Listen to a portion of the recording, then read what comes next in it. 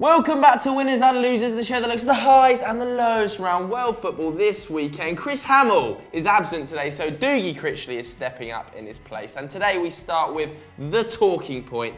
This week is the retirees. Who is the first of them? Yeah, well, there's been a mass exodus of legends this week, and the first one that I'm going to cover is Gianluigi Buffon. The 40-year-old goalkeeper bowed out at the weekend after a 2-1 win against Verona at the Juventus Stadium. The Italian is now considering offers from Juventus itself, various roles on and off the pitch, and at clubs around the world as yet. So there hasn't been any announcement about where he might go, but there is a persistent rumour that he will join PSG on a 1-year deal as a goalkeeper, but he's understood to have not quite made up his mind yet, so keep an eye on this over the next couple of days. But wherever he goes, he will go down as a Juve legend. No other way of describing him. He holds 61 individual records for the club, his country, and the league itself. These include the big uns: most Italy appearances ever, most clean sheets in Serie A, most decorated Juventus player ever. The list is endless. Absolute legend. Never got his hands on that Champions League trophy though, the only big one missing. But he did win 11 Serie A titles for Juve, as well as 4 consecutive doubles. Buffon.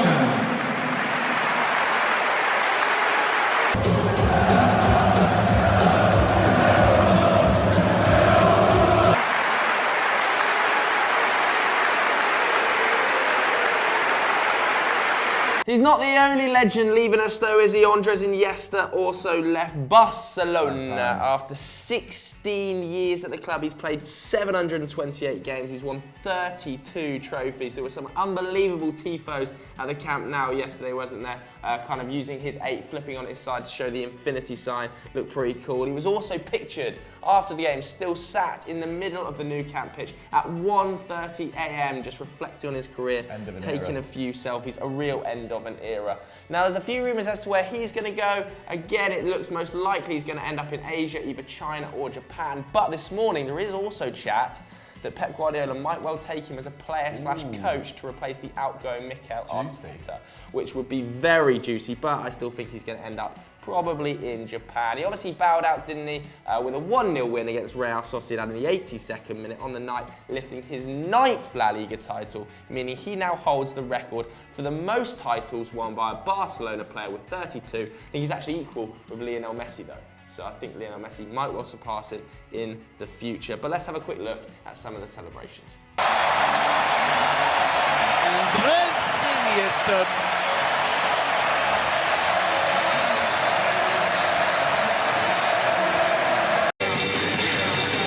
Some of the players now just resting. Of course, they've just played a game of football And the final retiree this weekend is Fernando Torres El Nino. He bowed out as a winner, scoring on his final ever game for the club. He obviously came through the academy there and then left for Liverpool, various other clubs, and came back. Hasn't been quite as successful as the other two though. He won his first and only trophy at Atletico on Wednesday, the Europa League final.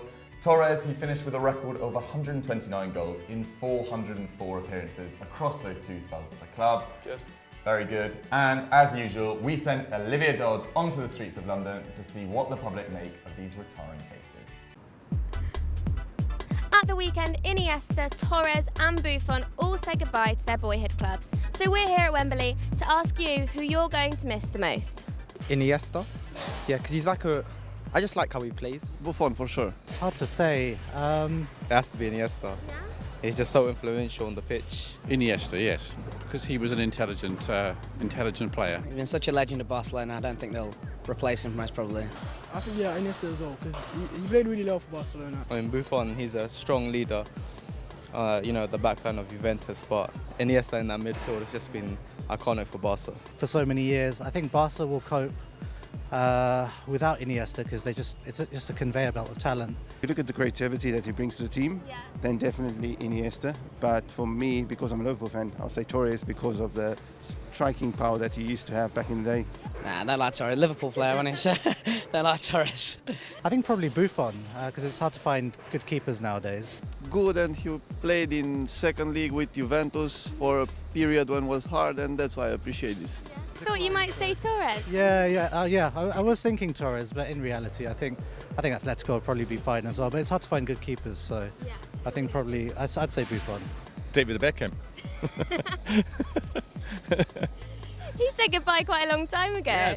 So our first winner was suggested by @AdamAbdelrahim3, and it was the big one at Wembley on Saturday. This guy, not such a happy man, Joe. No, absolutely devastated. Obviously, Antonio Conte goes into the winners section. It's actually the first time he's ever lifted a domestic cup. I was surprised. Could not believe this, not counting the Super Copper, because clearly it's not a relevant trophy in here, is it? Had the Blues lost this game, they would have become the first team to lose back-to-back FA Cup finals since I believe Newcastle did it in '98 and '99.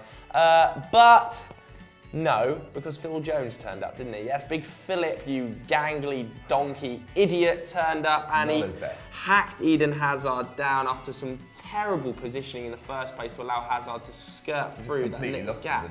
What was he doing? It's absolutely shambolic defending, and part of the reason I think it was hot takes. I said Smalling should have gone into the World Cup over him, and even that is pretty kind because Smalling is pretty poor. I know. Eden Hazard's penalty was actually the first scored in an FA Cup final since Ruud van Nistelrooy did it, and that was against Millwall in 2004, so over 14 years ago. Obviously, that's excluding shootouts for all you busy bees at home. He's also actually in his second best goal-scoring season ever in a Chelsea shirt. He's got 17 goals in all competitions. That's just 2 behind his current best, which was 14-15, where he was absolutely out of this world, wasn't he? And I'm sure Chelsea fans will be a little bit nervous about potentially losing him in the summer now that they haven't got Champions League football. To be honest, to me, no team seemed like they wanted to win the game. Both were set up extremely defensively, and it was one of the worst FA Cup finals I can actually remember. It's one of the worst games I've seen outside of the Stadium of Light. It was horrific. It was so bad to watch, wasn't it? Chelsea were more than happy to sit deep and absorb Manchester United pressure and attempt to hit us on the break. Manchester United had absolutely nothing. We were using the same tactics that we do with Romelu Lukaku as we use without him. We were just pinging balls out to the wide players, and they were looking at them trying to deliver crosses, and poor old Marcus Rashford just could do nothing. I mean, and with that deep defensive line, exactly, running behind. There was no runs going in behind. I mean, massively highlighted by the fact that I think Thibaut Courtois had the most passes of any Chelsea player in the first half, and he completed 19. I mean, Conte's side had 33% possession, but equally, Man United still didn't really deserve to win, did they? Because they were shite too. Yeah, no, it wasn't a pretty affair, but they did improve slightly in the second half. But it wasn't enough. It capped a horrific day for Jose Mourinho. His first ever domestic cup final in England that he's lost. He's won his previous 5, which excludes the Community Shield, just like the Super Cup, doesn't really count either. And star man Alexis Sanchez, I don't think he's ever really been the star man since he arrived, but he had an absolute shocker in what is increasingly looking like a particularly awful move. He created he had 4 key passes, but 3 of them were from set pieces. He completed 0 dribbles out of an attempted 4 and had 0 shots on target. It's increasingly looking like that's £320,000 per week. A bit down the drain, especially as he turns 30 in, I think, December or November. Pogba, again, failed to achieve anything of note. He's really performed in the big games this season. This has been a big aberration on that front.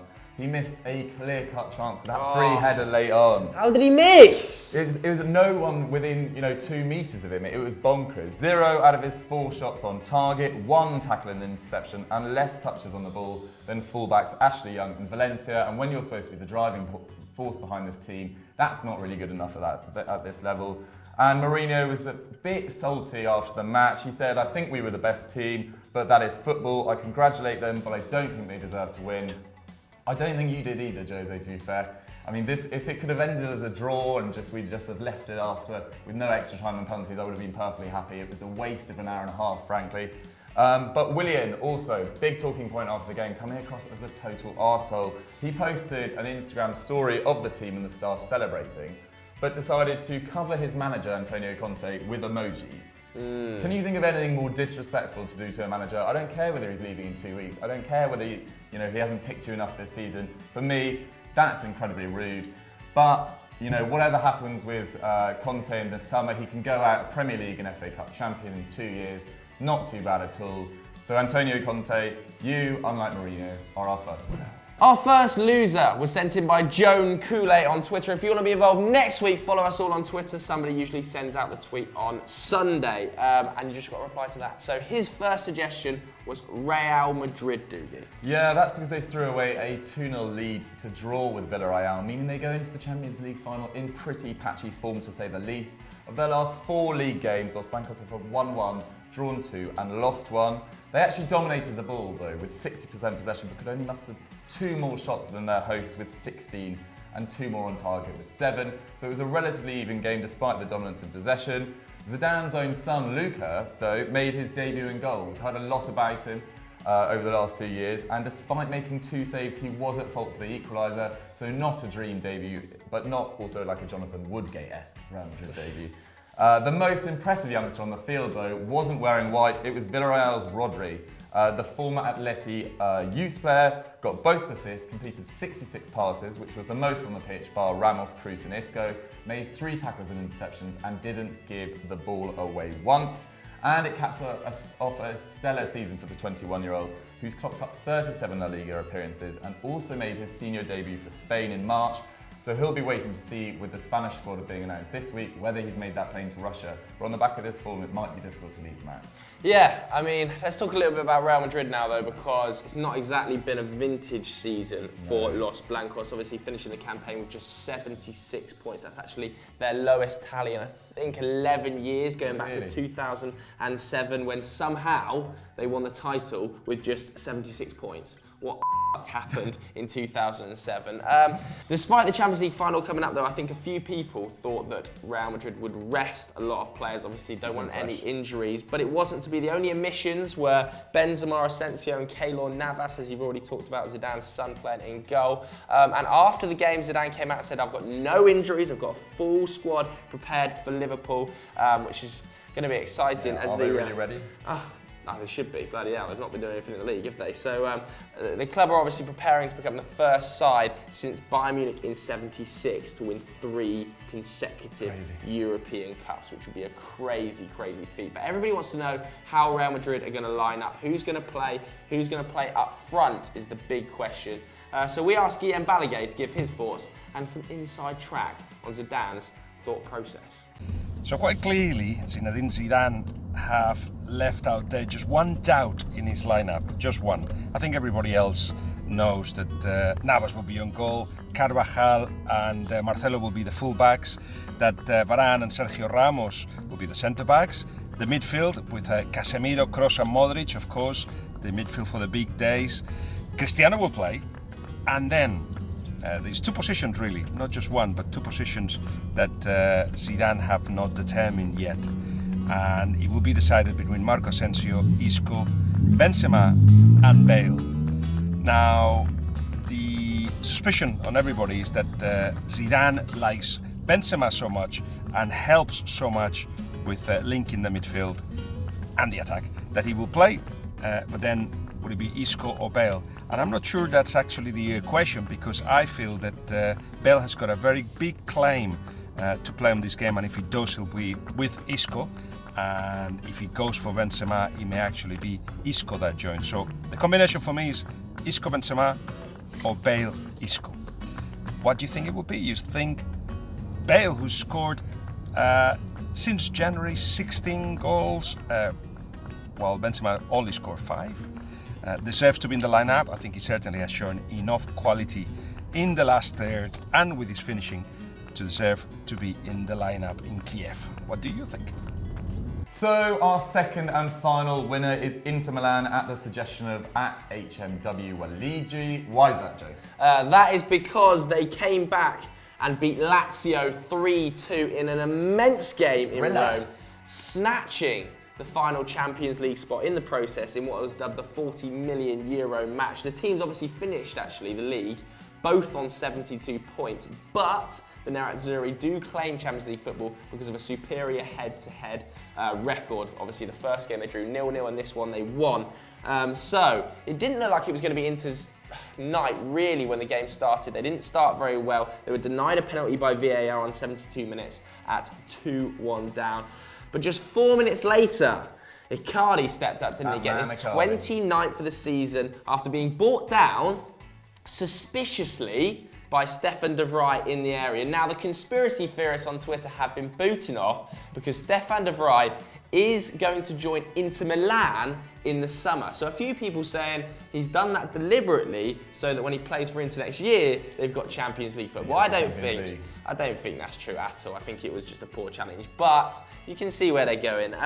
2 minutes after that, Lazio captain Lulic was sent off. Just the second time he's been shown a red card since signing for Biancolesti in 2011. Not the right time to get sent off. Certainly not. Vecino was the unlikely hero in the end, obviously heading home a winner from a corner. That's just his third goal this entire season. All of them have come against Rome sides, Lazio and Roma. And what a time to get it. The scenes in the Inter Milan end were monstrous, Dukes.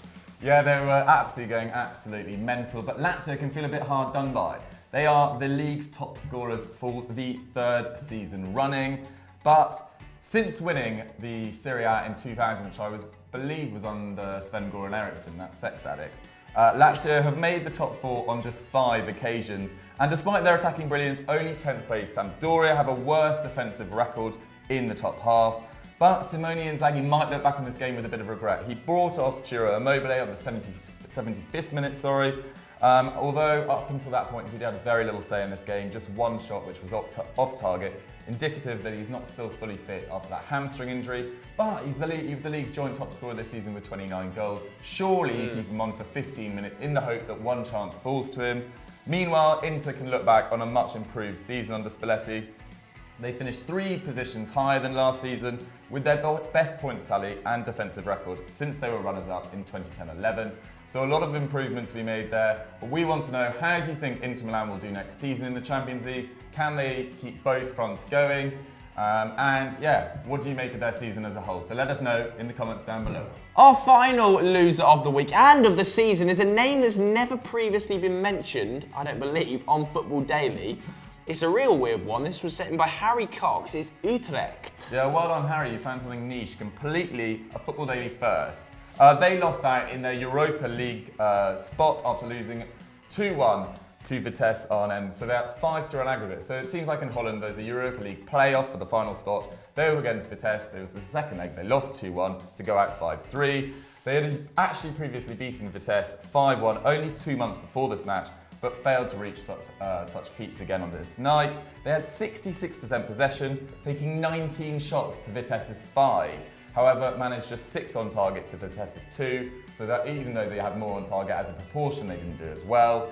Zakaria Labiad, sorry if I butchered that, has been Utrecht's best player this season, scoring 18 goals in all competitions. However, he didn't have his best day by any means. He only managed to put 1 shot on target from 5. He was also their best player in the first leg after scoring and assisting from just 30 minutes of action, so he's probably going in full of confidence, but it didn't quite do it on the day. Anything you took up from Vitesse, Joe? I know watching this game intently. I absolutely wasn't watching this game intently, but I have caught up with the highlights, and Vitesse, also known as Chelsea's breeding ground, it just seemed like they were more clinical over the 2 legs. I think from 6 shots on target, they scored 5 goals, which is pretty ridiculous, isn't it? They mainly actually owe their Europa League qualification down to an Englishman who Gareth Southgate talked about heavily midweek. That's right, yes, it's Mason Mount. Go on, Mason. I do believe he is on loan from Chelsea. He was directly involved in 6 of their 8 playoff goals, which is pretty impressive. He's contributed to 23 goals in all competitions this season, young Mason, and I'm pretty sure he will be involved in a similar way to Jadon Sancho over the coming seasons, maybe Adeloma Lookman in that England setup. Defender Kashia, probably the standout player though, making 10 tackles and interceptions, which is utterly absurd. He also won 7 aerial duels, so really impressive, but not good enough to take home the man of the match. That went to 22-year-old goalkeeper Herven. He took it because he made 8 saves across the 2 legs. Vitesse is more clinical on the day, and they take the Europa League football, so pretty sure Chelsea will be delighted. So that's the end of winners and losers for this week and for the entire season. Just before we go, Dukes, any more special mentions? Yeah, we just wanted to give a quick shout out to Chelsea ladies. They went unbeaten all season long. They had the outstanding player in Fran Kirby, who was electrical all year. Fair play to Chelsea ladies. Yeah, pretty impressive stuff. So if you want more reviews, make sure you check out Euro Roundup on EFD. I think Chris and Pato are leading that one. Thanks so much for watching. We'll catch you later.